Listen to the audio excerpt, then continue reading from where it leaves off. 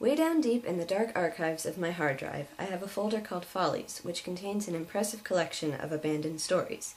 There's the zombie apocalypse novel about corn genetics, the sequel, the one about the Kuwaiti American bowling prodigy, the desert island novel, and many more. These stories have only one thing in common. They're all about 25,000 words. Why do I quit halfway in? I get tired. It's not fun anymore. The story kind of sucks, and it's hard to sit down every day and spend several hours eating from a giant bowl of suck. And most of all, like the kid who spends hours preparing plastic armies for war, I enjoy setting things up more than I enjoy the battle itself. To finish something is to be disappointed. By definition, abandoned novels are more promising than completed ones.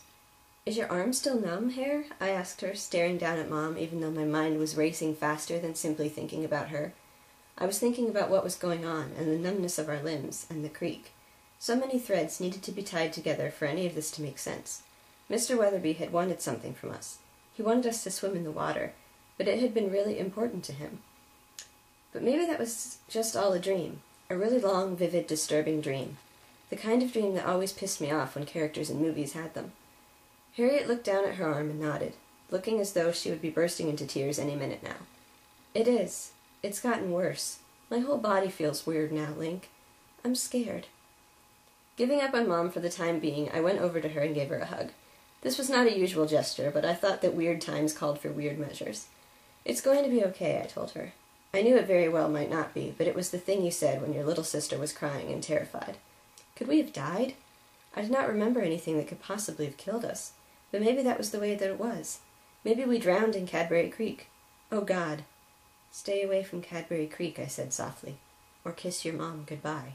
So, that's part of my NaNoWriMo novel.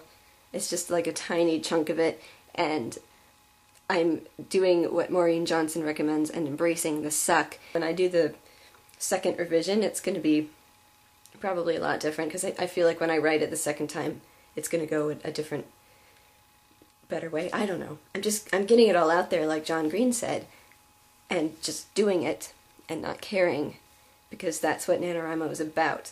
I love to write, but I don't usually write as often as I write for NaNoWriMo. Usually I like writing and I have something that I'm working on, but I'm working on it kind of as a back burner thing, and I don't write every day, and half the time stories end up sitting there vastly incomplete just because I don't pay attention to them. One reason that I love NaNoWriMo so much is because it gets you writing every day.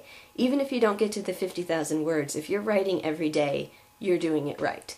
And you don't have to worry about anybody reading it or anything like that, because it's supposed to just be your first draft. It's not supposed to be a completed, wonderful, amazing story at the end. It's just supposed to be your first complete draft. I like having people read what I've written, or at least know what I've written.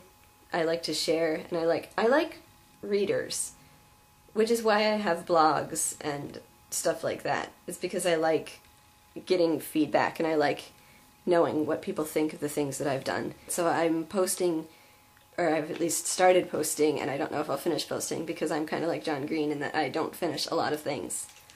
I really don't. I have notebooks full of like the beginning of a story that doesn't go anywhere, and it's less than 25,000 words. It's more like 800 words. I really strongly recommend it, and I know a lot of people who are interested in writing, and I know a lot of people who are interested in writing and not doing NaNoWriMo.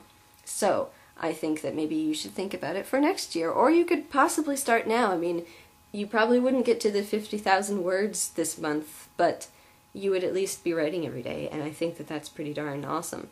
I like to share. I'm at 20,102 words, which is awesome and memorable because it's a palindrome. Yeah. So, but I'm going to be writing today so that I can get to tomorrow's word goal. I'm a day ahead, which is awesome too. But I'm going to be writing today so I can get to tomorrow's word goal, because tomorrow I'm going to see and meet Sarah Vowell. You might not know who Sarah Vowell is. She's an author. She's written things like The Partly Cloudy Patriot. She's been on Conan a lot, so I know that they're buds. She also, if you've seen The Incredibles, she is Violet Incredible, the daughter with the hair that's like this, but long. But yeah, she's got the hair like this, and the big eye, not glasses, but yeah, so I'm digressing. But anyway, I think it's kind of cool that in the middle of NaNoWriMo, I'm going to be meeting an author. I wish I had met David Sedaris during NaNoWriMo, because he probably would have, I could have told him about it. and gotten his perspective. I might actually ask Sarah Val about it and see what she says, and she'll be like, what's NaNoWriMo? I hope that you are having an awesome November, and if you're not writing, I kind of envy you at this point, but if you are writing, keep plugging away, because it's not about how many words you actually get. It's about writing every day and getting your novel written. I opened my blinds, and I looked out the window, and there's this deer laying on the ground in the grass. My story is set in the woods behind my apartment. Pretty much. Only not entirely, but isn't she pretty? I wish she'd look this way. I don't see that every day. Just every other day.